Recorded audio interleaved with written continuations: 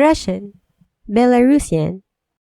Russian is an East Slavic language written in the Cyrillic script and spoken by over 255 million people worldwide. It is the official language of Russia, Belarus, Kazakhstan, and Kyrgyzstan, and is widely used in former Soviet states. Known for its complex grammar, including 6 grammatical cases, verb aspects, and a flexible word order, Russian is a key language in science, literature, and diplomacy.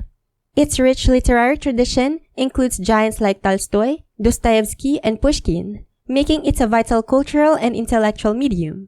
Belarusian is an East Slavic language spoken primarily in Belarus and by Belarusian communities in neighboring countries and abroad, with around 5 to 7 million speakers worldwide.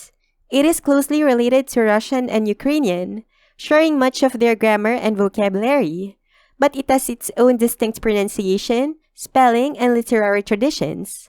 Belarusian developed from the medieval Ruthenian language once used in the Grand Duchy of Lithuania and has historically been written in both Cyrillic and Latin scripts. Although Russian is more dominant in everyday life in Belarus today, Belarusian remains an important symbol of national identity, culture, literature, folklore, and history.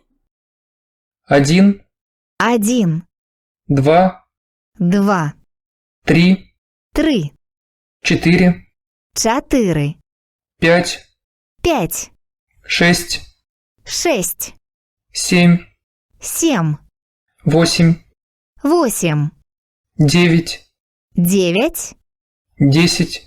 10. Отче наш, сущий на небесах, да светится имя Твое. Ойче наш, які ёсць у небе, свяціся імя Твое.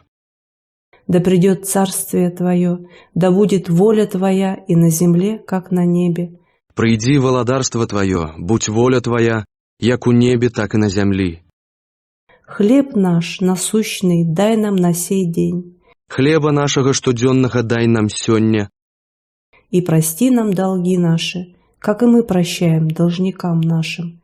И отпусти нам правины наши, як и мы отпускаем виноватым нашим. И не веди нас в искушение, но избавь нас от лукавого. Аминь. И не уводь нас у спокусу, але збав нас от злога. Аминь. Еще сказал: у некоторого человека было 2 сына, и сказал младший из них отцу: «Отче, дай мне следующую мне часть имения». И отец разделил им имение. И гаворыць далей. Один чалавек меў 2 сыноў, і маладзейшы з іх сказаў бацьку: «Айцец, дай мне частку маёмасці, што мне належыць», і раздзяліў паміж імі маёмасць. По прошествии немногих дней младший сын, собрав все, пошел в дальнюю сторону и там расточил имение свое, живя распутно. Когда же он прожил все, настал великий голод в той стране, и он начал нуждаться. І праз некалькі дзён маладзейшы сын, забраўшы ўсё, выправіўся ў далёкую краіну і пралайдачыў там сваю маёмасць, жывучы марнатраўна. І калі растраціў усё, настаў вялікі голад у той краіне, ды і сам ён пачаў галадаць. И пошел, пристал к одному из жителей страны той, а тот послал его на поля свои пасти свиней. И он рад был наполнить чрево свое рожками, которые ели свиньи, но никто не давал ему. Дык пайшоў і прыстаў да аднаго з грамадзян той краіны, і той паслаў яго на сваё поле пасвіць свінняў.